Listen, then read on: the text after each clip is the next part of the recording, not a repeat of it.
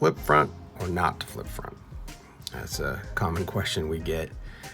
We like the easy access. As you can see here in this car we did, it really makes it easy to install, modify, take things out, and it looks stock when you close it. To the untrained eye, it really is hard to tell. Now, let's say you have a B series and you'd like to introduce that into your Mini. One of the problems we have is that it's heavier than this A series.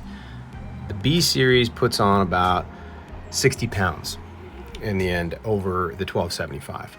Now, to compensate with that, it's smart to introduce something that's lighter up front, and that's where we'd recommend a composite or a fiberglass, or actually a carbon fiber would be the lightest.